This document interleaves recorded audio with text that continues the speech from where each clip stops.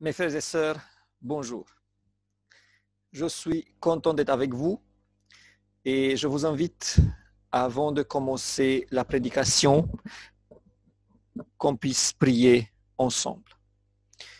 Père éternel, je te remercie parce que nous pouvons, même si nous ne pouvons pas nous rencontrer, nous pouvons nous entendre et nous pouvons transmettre la parole de Dieu. Je te prie de bénir chaque personne qui écoute cette méditation, cette prédication, et que ça puisse lui faire du bien. Au nom de Jésus-Christ, je te prie. Amen. Nous vivons la crise du coronavirus. Nous ne savons pas combien de temps ça va durer, comment ça va se passer. Nous sommes confinés et les églises sont fermées. Mais grâce à Dieu, nous pouvons avoir cette possibilité de nous voir sur Internet et d'écouter des messages qui peuvent nous faire du bien. C'est compliqué aujourd'hui car d'un côté, le gouvernement nous dit restez chez vous, c'est très dangereux, il ne faut pas sortir. De l'autre côté, il dit à ceux qui travaillent, vous pouvez quand même aller travailler, on va prendre soin, ça ne va pas se passer mal. Alors, je crains que ceux qui devraient rester chez eux vont entendre le message qu'on peut sortir et ceux qui devraient travailler vont entendre le message que c'est grave et qu'ils vont rester eux chez eux.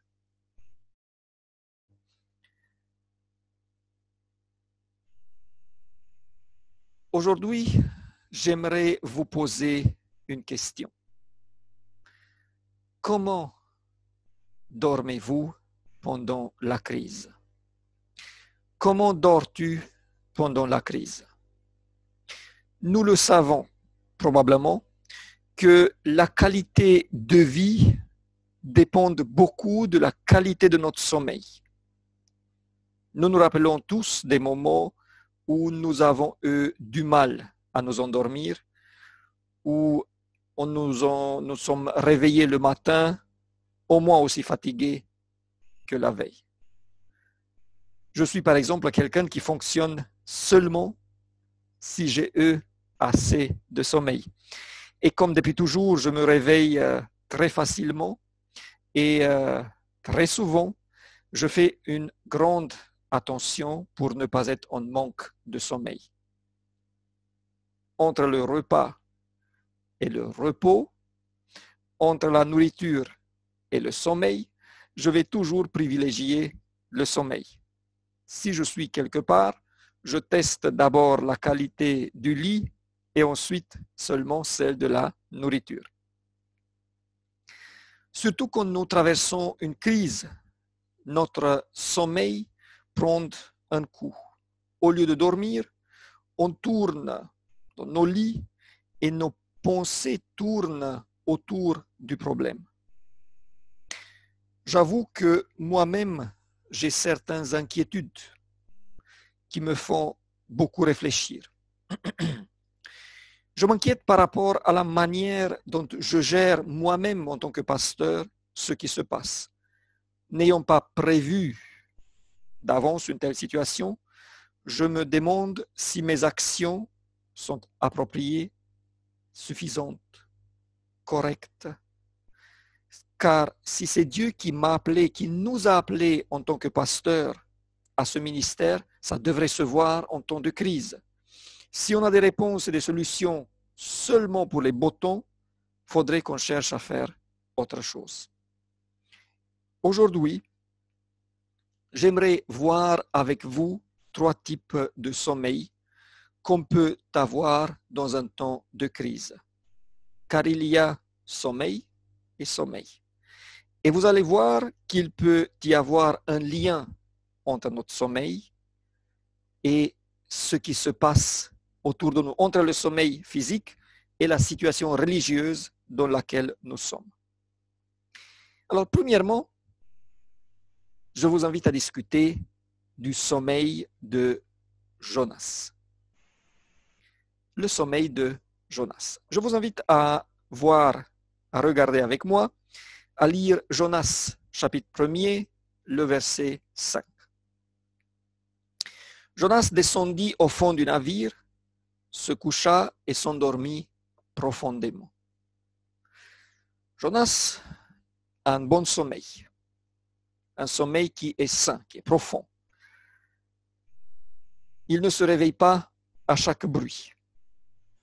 Je me souviens, nous étions dans un camp, il y avait des tentes, et un soir, alors que tous s'étaient endormis, les responsables dont je faisais partie, nous allons décider de réveiller tout le monde pour faire quelques jeux.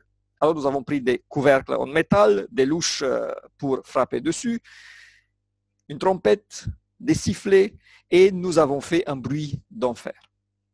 Nous avons organisé les jeux et puis nous nous sommes couchés à nouveau. Le matin, un des jeunes vient me voir, me dit, pasteur, pourquoi vous ne m'avez pas réveillé moi aussi hier soir pour que je puisse participer au jeu? Alors je lui ai dit, mon ami, nous avons fait un bruit qui aurait pu réveiller les morts. Alors si toi tu ne t'es pas réveillé à ce bruit-là, qu'est-ce que nous aurions pu faire mieux? J'aurais aimé, moi, avoir un sommeil comme le sien.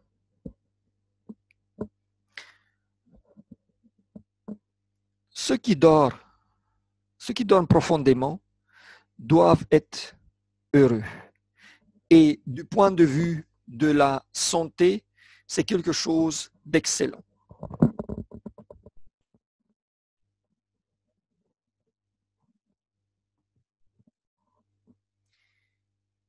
Mais regardons ce qui se passe avec Jonas.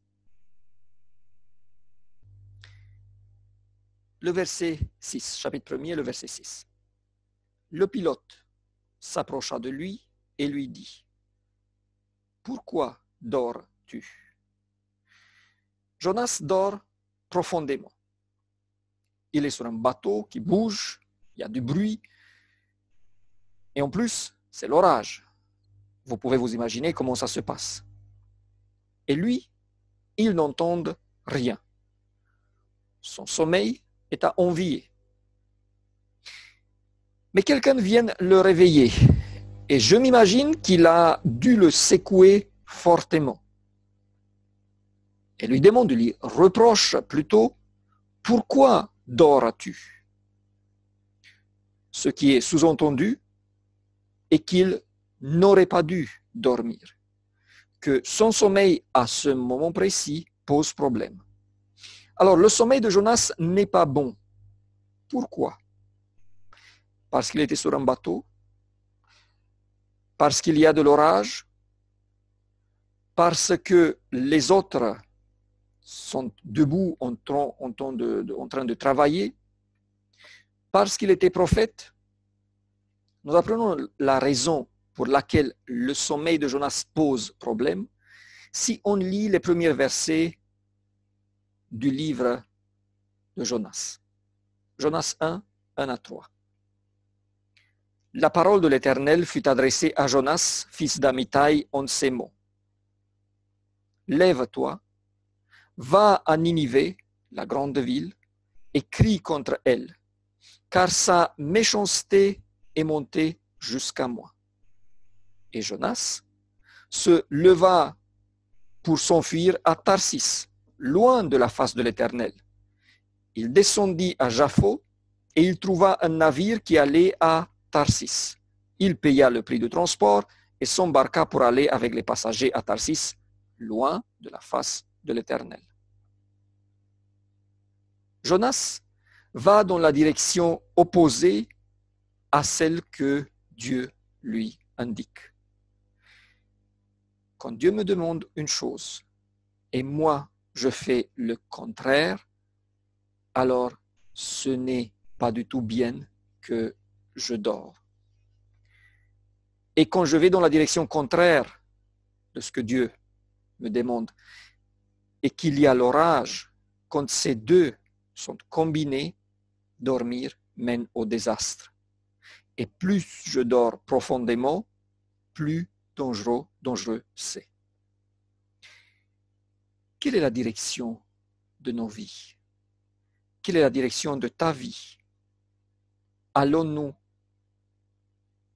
dans celle indiquée par le Seigneur? Car si nous traînons des péchés dans nos vies, que ce soit l'avidité, l'orgueil, l'égoïsme, la désobéissance, des problèmes liés à la sexualité, le mensonge, l'hypocrisie, la jalousie, la méchanceté, l'amour pour l'argent, l'amour pour la mode, le refus de pardonner, et ainsi de suite.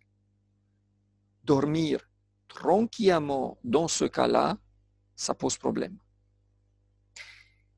Et si à cela s'ajoute l'orage qui a pour but justement de nous secouer et de nous réveiller, et que nous continuons à dormir comme si rien n'était, alors nous sommes en danger de périr.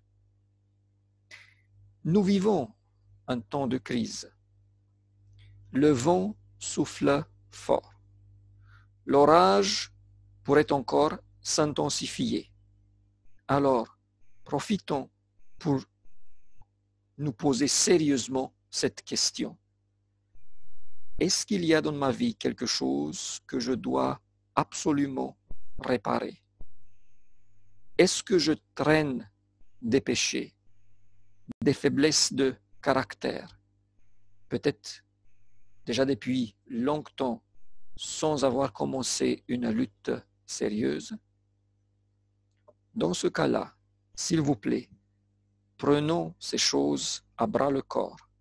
Mettons-nous sur nos genoux et menons une lutte jusqu'au sang, jusqu'à la victoire que le Seigneur souhaite nous offrir.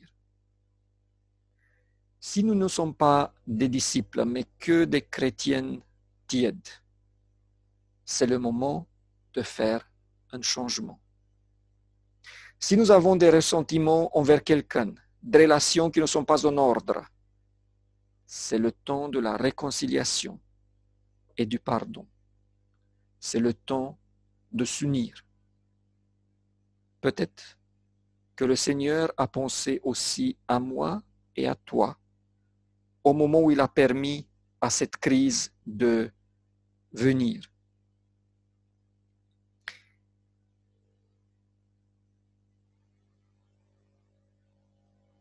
D'ailleurs, si on prend la situation de Jonas et si on l'applique à nous, nous observons deux choses. Un, il est nécessaire que tu sois secoué par quelqu'un, ou par quelque chose pour te réveiller. Le sommeil est si profond que quelque chose doit se passer pour que tu te réveilles. Tous ceux qui dorment le sommeil de Jonas. Et deuxièmement, et ça c'est la bonne nouvelle, il est possible de te réveiller. L'exemple de Jonas le montre. On n'est pas condamné, mais il faut faire vite. Ça, c'est le premier type de sommeil, le sommeil de Jonas. Je vous invite à voir un deuxième. Le sommeil des disciples. Lisons ensemble Matthieu 26, le verset 40. Et il vint vers les disciples qu'il trouva endormis. Et il dit à Pierre, vous n'avez donc pu veiller 1 heure avec moi? Là, il s'agit d'un autre type de sommeil, mais qui pose problème également. Et c'est Jésus, cette fois-ci, qui vient et qui reproche à ses disciples le fait de dormir. Est-ce que les disciples dorment aussi profondément que Jonas? Non. Eux, ils essayent de rester éveillés. Et finalement, ils sont vaincus par le sommeil. Parfois, quand je prêche ou quand j'enseigne, surtout l'après-midi après un bon déjeuner, je vois devant moi des personnes qui essayent d'écouter ce que je dis, mais leurs yeux se ferment petit à petit. Après, ils s'ouvrent à nouveau, ils les ferment encore une fois et ainsi de suite. Les gens ne dorment pas profondément, ils se réveillent vite. Alors, maintenant, je ne peux pas vous voir. Si vous vous endormez, je ne vais pas le voir. Mais essayez de dormir éventuellement après avoir écouté jusqu'à la fin la méditation. Moi-même, j'ai fait cette expérience où j'avais du mal, j'avais de la peine à tenir mes yeux ouverts. La question qui nous intéresse est pourquoi ce sommeil pose-t-il aussi problème? La réponse est dans la Bible. Matthieu 26, 38. Il leur dit alors, mon âme est triste jusqu'à la mort. Restez ici et veillez avec moi. Les disciples sont là pour veiller. Leur mission est de veiller et de prier. Jésus doit mener la lutte la plus terrible. Le sort de l'humanité est en balance. Et ils ont le besoin d'entendre quelques mots d'encouragement, de voir que les disciples prient avec lui. En plus, devant les disciples, il y a une grande crise. Jésus sait qu'ils ont besoin de prier pour être fortifiés et pour pouvoir mieux la traverser. Le sommeil des disciples n'est pas profond. C'est s'assoupir pour quelques moments, mais pendant ces moments, on est hors de fonction. Beaucoup de personnes se sont endormies pendant quelques courts moments en conduisant la voiture et la suite était terrible. Le sommeil des disciples n'est pas profond, mais il apparaît à des moments quand il est nécessaire de rester éveillé. Nous avons donc une deuxième situation où sommeil et crise ne font pas bon ménage. Voilà le conseil de l'apôtre Paul. 1 Thessaloniciens 5, 6. Ne dormons donc point comme les autres, mais veillons et soyons sobres. Rester éveillé, ça veut dire ne pas négliger la prière. Pas un seul jour. Est-ce que ça nous arrive parfois le matin de nous réveiller, il est tard, on a beaucoup de choses à faire et puis on ne prie plus ou on dit quelques phrases seulement et puis on part travailler.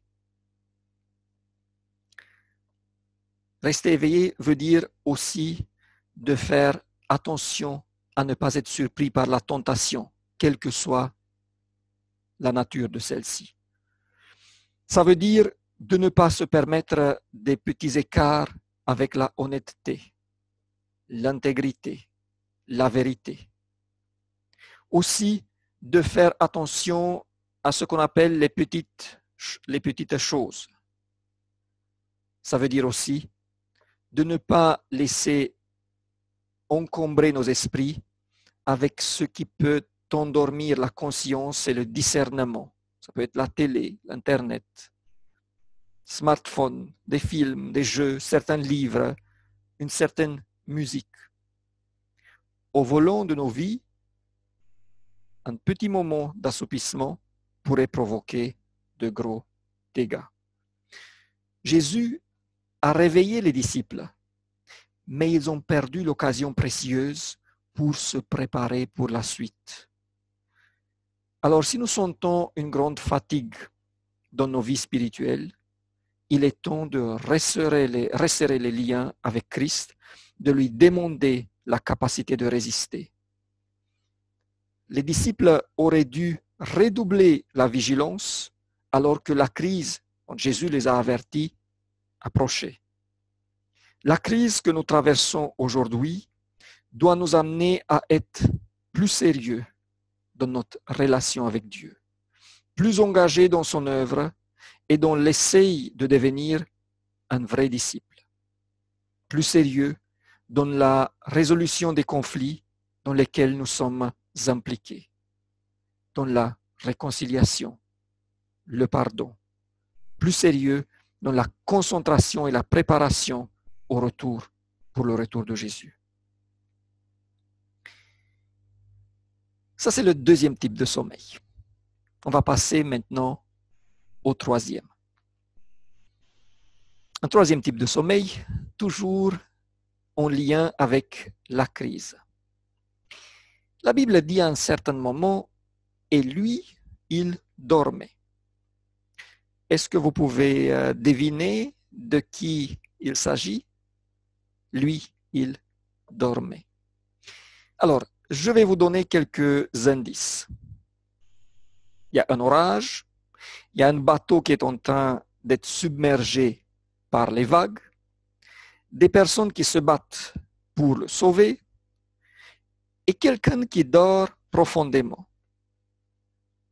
Des personnes qui le réveillent et lui font le reproche de ne pas prendre part au sauvetage. Attention, ce n'est pas Jonas, même si la situation ressemble beaucoup, mais de Jonas, on a déjà parlé. Vous avez trouvé la réponse? Je suis sûr qu'il y en a qui le savent déjà. Lisons ensemble Marc 4, 37 et 38. L'Évangile selon Marc, le chapitre 4, 37 et 38. Il s'éleva un grand tourbillon et les flots se jetaient dans la barque, au point qu'elle se remplissait déjà. Et lui, il dormait à la poupe sur le coussin. Il se réveille et lui dirent, ils le réveillèrent et lui dirent, Maître, ne t'inquiètes-tu pas de ce que nous périssons? Il s'agit de sommeil de Jésus. C'est très intéressant. C'est une situation qui paraît être la même que celle de Jonas.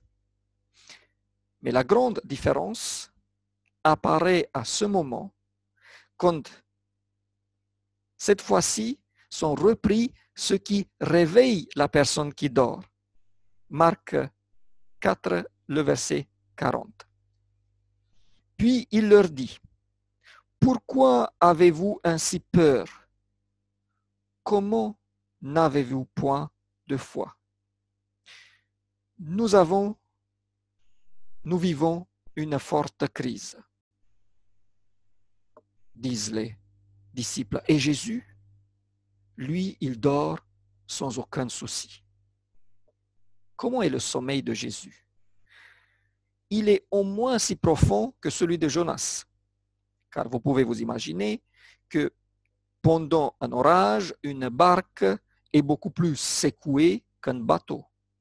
En plus, Jonas, de toute évidence, était dans une cabine, alors que probablement Jésus est en plein air et des gerbes d'eau lui tombent dessus en plus d'être secoué. Alors, quelle est donc la différence entre le sommeil de Jésus et celui de Jonas? Ce n'est pas l'orage, car celui-là est à peu près le même. Nous trouvons la réponse en regardant ce qui se passe avant. Si nous lisons le chapitre 4, nous voyons que Jésus commence à enseigner la foule à partir du verset 1. Et après avoir terminé, il va monter dans le bateau et va se coucher. Donc Jésus s'endort après avoir accompli sa mission. Il s'endort après avoir fait l'œuvre que Dieu lui a confiée. Il est en paix avec son Père. Il fait ce que Dieu lui demande de faire. Ça n'aide pas de se concentrer sur l'orage, sur la crise. Nous vivons une crise, mais ce n'est ni la première, ni la dernière. Il est vrai, elle est spéciale de plusieurs points de vue, mais ce n'est pas elle qui doit avoir le rôle principal.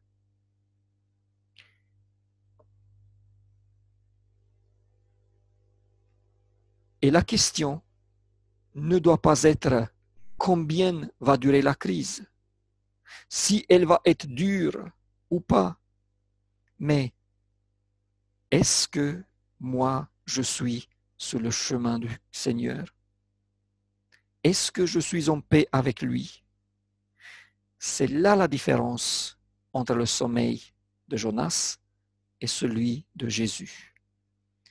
Si ma vie est en accord avec la parole de Dieu, si je suis son disciple, alors je peux et je devrais dormir tranquillement. Nous avons les reproches qui disent « Pourquoi dors-tu alors que tout autour est en train de s'effondrer? Comment peux-tu rester tranquille ?»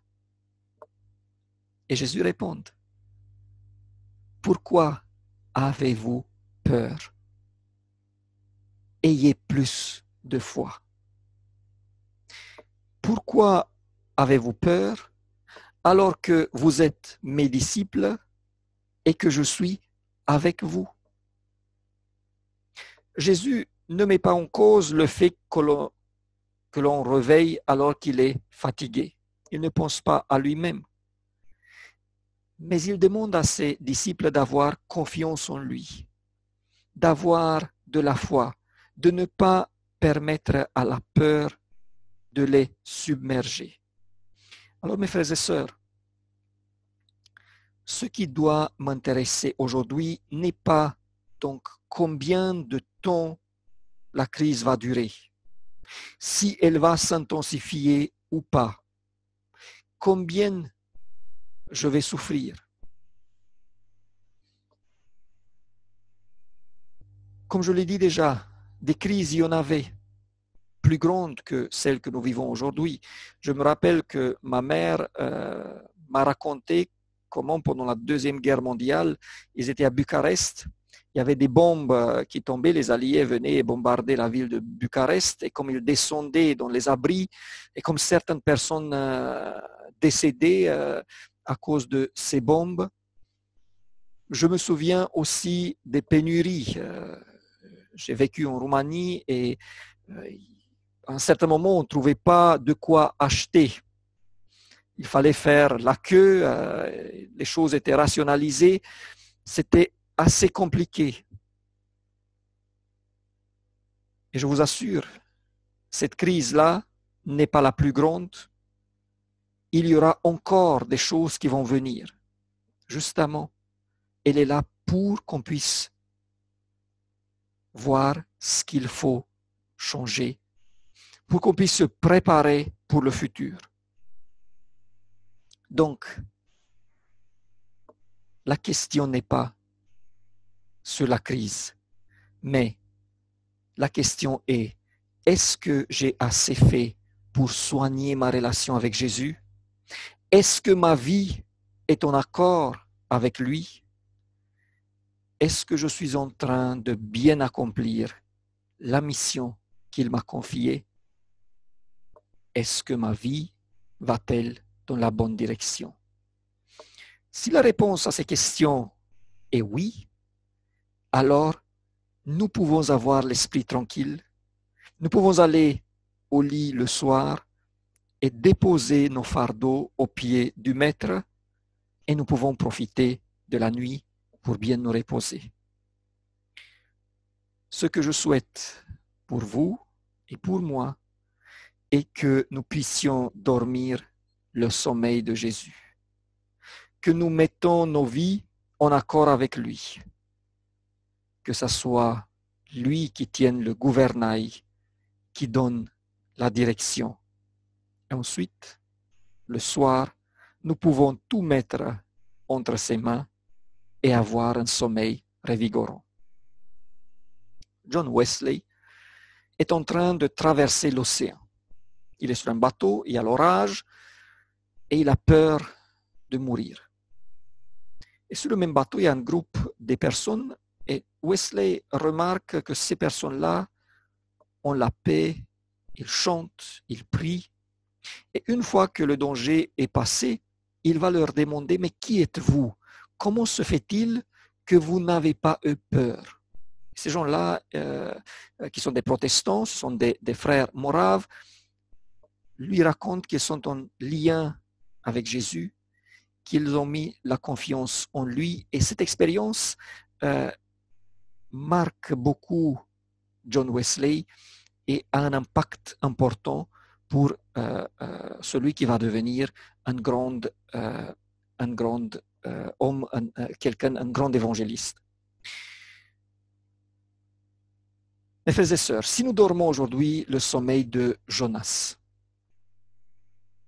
dans ce cas-là, il faut se réveiller et vite. Si nous sommes en train de nous assoupir comme les disciples, ça pourrait être dangereux aussi, surtout si le moment est mal choisi. Alors prions de pouvoir dormir le sommeil de Jésus. On fait ce qu'on doit faire et après, même si les vagues de la crise montent jusqu'au ciel, nous pouvons nous reposer en paix. Voilà comme l'exprime le psalmiste et je vais finir avec ce beau texte. Le psaume 4, le verset 8. Je me couche et je m'endors en paix, car toi seul, ô Éternel, tu me donnes la sécurité dans ma demeure. Je me couche en paix, je suis en paix, parce que ma sécurité dépend de toi, mon Seigneur. Que Dieu nous aide à cela. Amen. Prions pour la fin. Père éternel, je te prie de nous aider à voir chacun de nous quel type de sommeil nous dormons. Si c'est le sommeil de Jonas, réveille-nous, Seigneur. Si c'est le sommeil des disciples, aide-nous aussi à rester éveillés. Et surtout, aide-nous à faire ta volonté pour qu'on puisse avoir le sommeil de Jésus. Père éternel, je te prie tout cela au nom de Jésus-Christ. Amen.